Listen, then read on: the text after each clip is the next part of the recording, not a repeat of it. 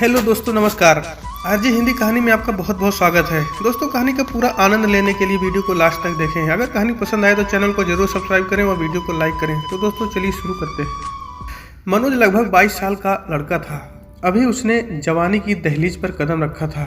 वो बहुत शर्मीला था और इसी वजह से शायद आज तक उसकी कोई गर्लफ्रेंड नहीं बनी थी। लेकिन उसका भी मन था कि वो भी इन सब चीज़ों को चाहता था जिसके पीछे बड़े बड़े लोग गले में पट्टा लगे कुत्ते की तरह हो जाते हैं। मनोज का एक दोस्त था महेश। एक दिन बाजार में अचानक से मनोज को आता देखकर महेश बोला, मनोज क्या हाल है? अरे महेश, तू कहाँ भाई, कहाँ से आ रहा है? मनोज खुश होकर बोला, अरे पूछ मत यार, मैंने अपनी नई वाली के साथ था भाई, बड़ा मज़ा आया, क्या मस्त थी यार। महेश ने कहा, क्या बात कर रहा है यार, चमेली के साथ था तू? मनोज ने पूछा। अबे चमेली को तो छोड़ दिया, चमेली से भी मस्त है ये, इसका नाम खुशबू है। भाई क्या लड़की है, महेश ने बोला। अच्छा, और चमेली वो कहाँ गई? तू तो उससे प्यार करता था, मनोज ने कहा। अबे प्यार नहीं था, बस मैं उसे पसंद करता था, बस अपना काम निकालना था, महेश ने आंख मारते हुए कहा। यार तुझसे इतनी अच्छी लड़कियां कैसे सेट हो जाती हैं? मुझे तो एक भी नहीं मिली अभी तक। ऐसा क्या करता है तू? यार मनोज ने मायूस होकर कहा, बस अपना अपना स्टाइल है, बस थोड़े से पैसे खर्च होंगे और थोड़ा बोलने की टेक्निक सीख ले, तुझे भी मिल जाएगी। महेश ने डींगे मारी। यार मुझे भी कोई अच्छी लड़की से दोस्ती करनी है तो मुझे भी कोई आइडिया बता देना यार। क्या आइडिया है? बताऊँ? एक काम कर, किसी लड़की को सेट कर, उस पर पैसे खर्च कर थोड़े से, फिर देख कैसे तुझे वो अपना बना लेती है। तू एक काम क्यों नहीं करता? वो अपने मोहल्ले की नीता है, उससे बात कर। सुना है अभी कुछ दिन पहले उसका बॉयफ्रेंड उसे छोड़कर चला गया और इस समय उसके पास कोई नहीं है, तो वो फटाफट तुझसे पड़ जाएगी। ठीक है भाई, करता हूँ कुछ, तू जा मज़े कर। और फिर मनोज नीता के आगे पीछे घूमने लगा। एक दिन नीता कहीं जा रही थी और मनोज उसके पीछे पीछे चला। थोड़ी दूर जाकर नीता रुक गई, मनोज भी रुक गया। नीता फिर चलने लगी, मनोज भी फिर उसके पीछे पीछे चलने लगा। नीता घूमकर मनोज के पास आई और पूछा, तुम मेरा पीछा क्यों कर रहे हो? ज़्यादा दिमाग खराब हो गया है क्या? नीता, मैं तुमसे प्यार करता हूँ और इसीलिए मैं तुम्हारे पीछे आ रहा हूँ, मनोज ने कहा। अच्छा, ज़्यादा चर्बी चढ़ गई है क्या? नीता के इतने भी बुरे दिन नहीं आए हैं कि तुम्हारे जैसे लड़के से दोस्ती करेगी। अपनी शक्ल देखो आईने में, दोबारा कभी मेरे पीछे आए तो ऐसा चप्पल मारूंगी कि ज़िंदगी भर याद रखोगे। मनोज को बहुत दुख हुआ, लेकिन क्या कर सकता था। एक दिन महेश उसको फिर मिला, इस बार दूसरी लड़की थी। मनोज ने उसे सारी बात बताई। यार तेरा कुछ नहीं हो सकता, तू तो बस अब वहीं जा, वहीं तेरी गर्मी शांत होगी, महेश ने कहा। कहाँ जाऊँ भाई, तू किस जगह की बात कर रहा है? मनोज ने पूछा। अरे वही जहाँ जन्नत से मज़ा है और कुछ पैसों के लिए तुझसे प्यार करने वाली बहुत सारी मिल जाएंगी। मैं नहीं समझा किस जगह जाना है, मनोज ने कहा। अबे तू गधे का गधा है, मैं रेड लाइट एरिया की बात कर रहा हूँ। वहाँ पर एक से एक लड़की अपनी बाहें फैलाए हुए मिल जाएंगी, जा तुझे बहुत मज़ा आएगा, महेश ने कहा। अच्छा ऐसा क्या? लेकिन अगर कुछ हो गया तो? अबे कुछ नहीं होगा, वो लड़कियाँ इसी काम के लिए ही होती हैं और उन्हें सरकार से परमिशन भी मिली होती है। अगर तुझे कुछ करना है तो तू जा, नहीं तो जैसे तेरी मर्जी। महेश ने मनोज को रंगीन सपना दिखाया और चला गया। मनोज सपने में खो गया और फिर रात भर इसी उधेड़बुन में पड़ा रहा।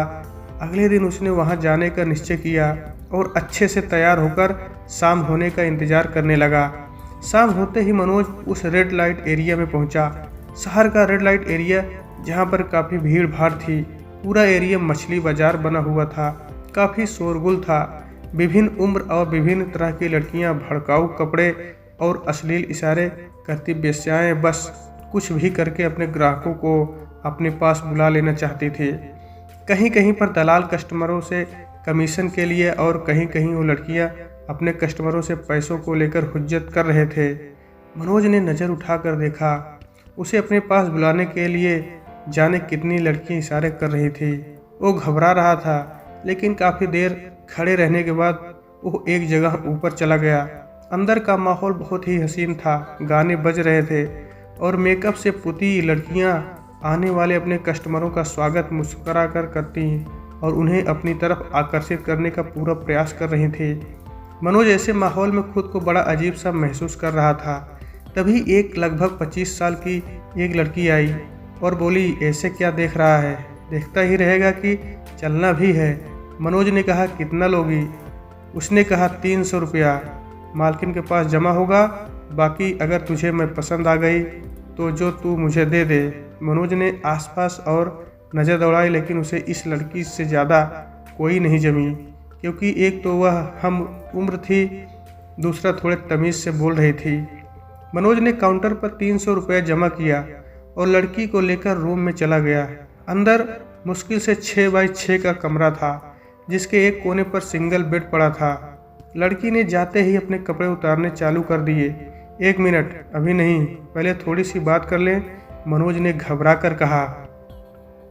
लड़की चौंक गई और उसने वापस कपड़े पहन लिए और मनोज के पास आकर बैठ गई और बोली, क्या बात करना है? अभी धंधे का टाइम है तो जल्दी करो, मुझे और कस्टमरों को भी देखना है। क्या नाम है आपका? मनोज ने कहा।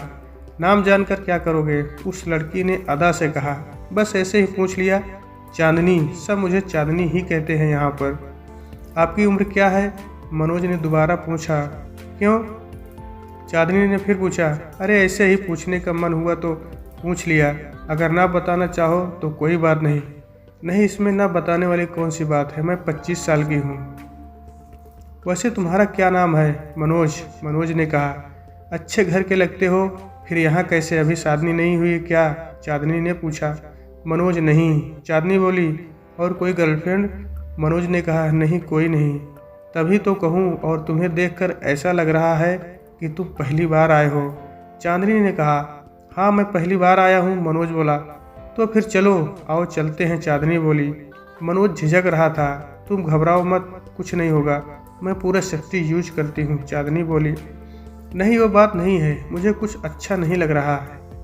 क्यों, क्या अच्छा नहीं लग रहा है? मैं अच्छी नहीं लग रही हूँ क्या? चांदनी बोली। नहीं, आप तो बहुत अच्छी हो, लेकिन इस तरह आपके साथ मुझे अजीब सा लग रहा है। मनोज ने कहा। पहले कभी कुछ नहीं किया है क्या? चांदनी ने पूछा।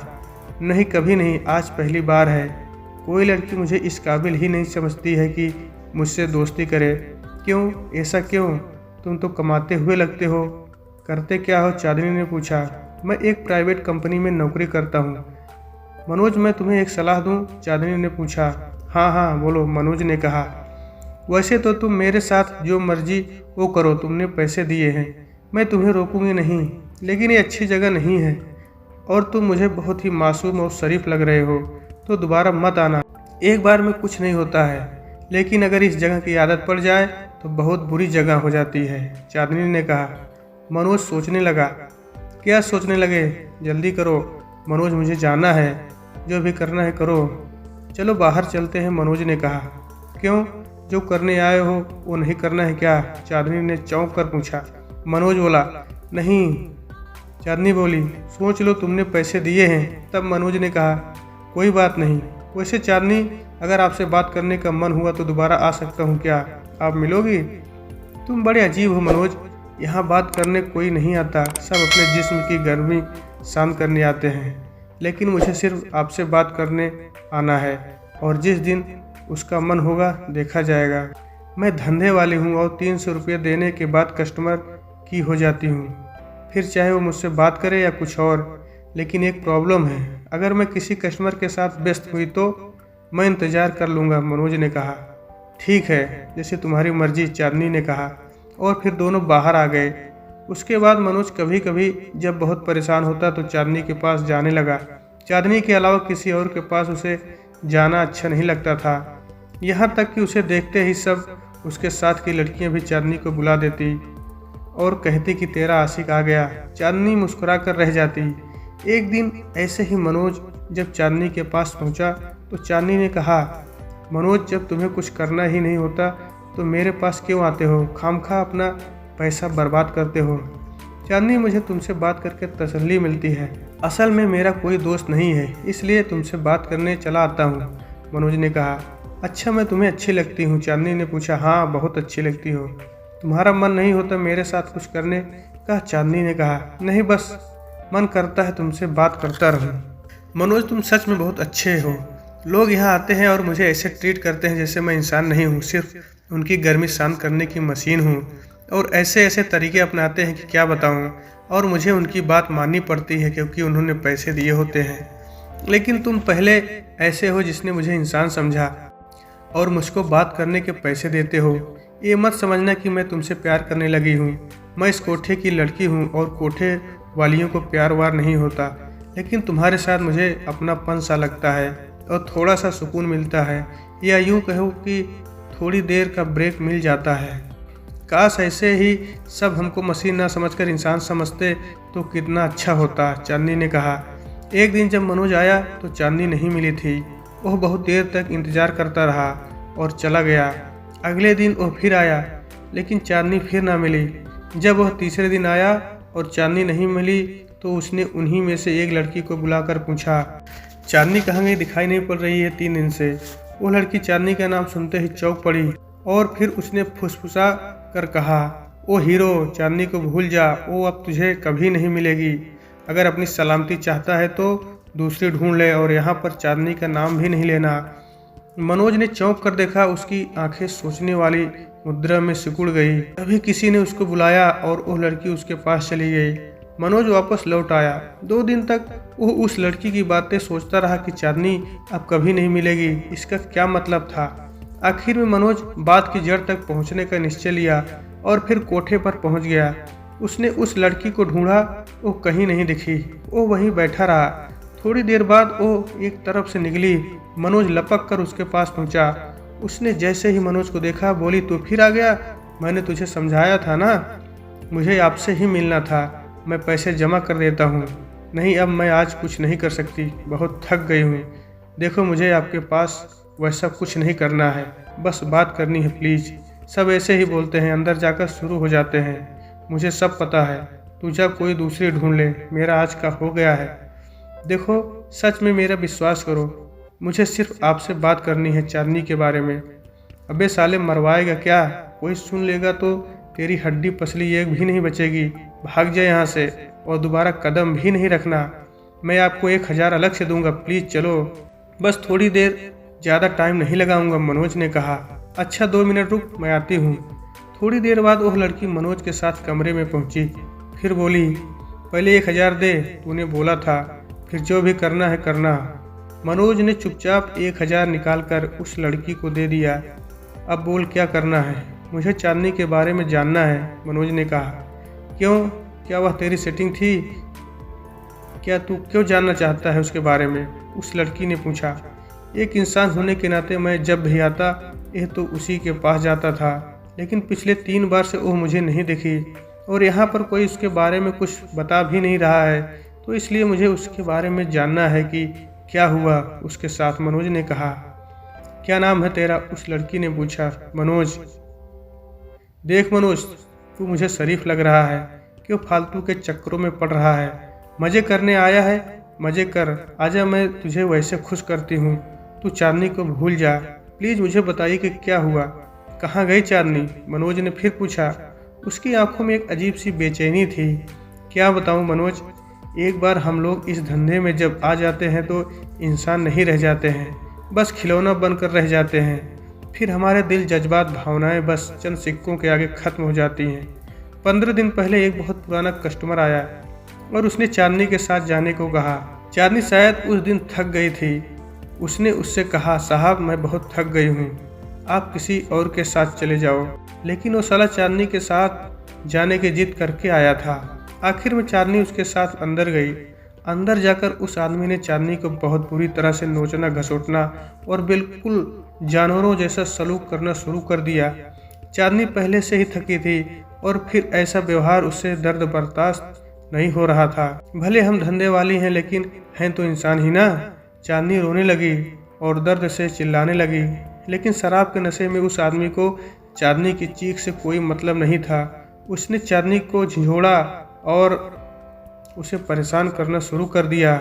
चांदनी ने मना कर दिया क्योंकि अब उसके बर्दाश्त से बाहर हो गया। उसको गुस्सा आ गया और उसने चांदनी का गला दबा दिया। मनोज के चेहरे पर दर्द और गुस्से का मिला जुला मिश्रण तैर गया। और वो आदमी, उसका क्या हुआ? होना क्या, रुपए के आगे हम लोगों की ज़िंदगी सस्ती पड़ जाती है। उसने मालकिन को 2 लाख रुपये दिया और चांदनी का चैप्टर हमेशा हमेशा के लिए ख़त्म। सबको हिदायत दी गई कि इस घटना का पता इन 4 दीवारियों से बाहर नहीं जाना चाहिए। तो क्या चांदनी की हत्या करने वाला ऐसा ही घूमता रहेगा? चांदनी की हत्या का उसे कोई भी सज़ा नहीं मिलेगी? मनोज ने कहा। उस लड़की की आंखों में दर्द ही दर्द सिमट आया। नहीं मनोज, हमारी ज़िंदगी का कोई भी कीमत नहीं है, क्योंकि हम धंधे वालियाँ हैं ना, तो कोई हमारे साथ कुछ भी कर सकता है। शर्त यह है कि बस वो पैसे दे। इसके खिलाफ आप लोगों को आवाज़ नहीं उठानी चाहिए। आखिर आप भी चांदनी जैसी हैं। कल को जो चांदनी के साथ हुआ है आपके साथ भी हो सकता है। वो फिर आएगा और फिर एक चांदनी उस आदमी के कदमों तले रौंदी जाएगी। तो वो एक कब बंद होगा? मनोज ने कहा। कभी नहीं मनोज, ये नहीं बंद होगा। बस चांदनी की जगह दूसरी लड़की होगी। मनोज, एक बात बोलूँ आपको, आज के बाद मैं यहाँ नहीं आऊँगा, लेकिन एक बात मेरी सुन ले। आप जिस दुनिया में हैं और जैसा आपका काम है, ऐसे लोग आते जाएंगे और बार बार आप एक एक करके अपना शिकार बनाते जाएंगे। अगर आप लोग खुद अपनी लड़ाई नहीं लड़ोगे तो कोई भी नहीं लड़ेगा। इसलिए आपको ही अपनी सुरक्षा खुद करनी पड़ेगी। फिर चाहे अपने मालकिन से कहकर किसी को अपनी सुरक्षा में रखो या फिर खुद करो। और अगर आपने उसको सबक नहीं सिखाया तो वो फिर आएगा और इस बार तुम्हें अपना शिकार बनाएगा और फिर कोई मनोज ऐसे ही तुम्हें ढूंढते आएगा लेकिन कुछ नहीं कर पाएगा। अब मैं जा रहा हूँ, लेकिन मेरी बात पर गौर जरूर करना। और मनोज वहाँ से चला गया, फिर कभी ना आने के लिए। कुछ दिन बाद अखबार में खबर छपी, कोठा नंबर 108 में एक शख्स की जहरीली शराब पीने से मौत। शायद उस लड़की ने चांदनी की मौत का बदला ले लिया था और वैसे ही गुमनाम मौत दे दी जैसे चांदनी की हुई। चांदनी की आत्मा उस दिन को याद करके मुस्कुरा रही थी जिस दिन मनोज पहली बार उसके पास कोठे पर आया था और उसने चांदनी को चुना था। तो दोस्तों, आज के वीडियो में बस इतना ही। कहानी आपको कैसी लगी कमेंट बॉक्स में ज़रूर बताइएगा। अगर आपको कहानी पसंद आई है तो चैनल को ज़रूर सब्सक्राइब करें और वीडियो को लाइक करें। तो दोस्तों, फिर आपसे मिलते हैं अगले वीडियो में। तब तक के लिए नमस्कार।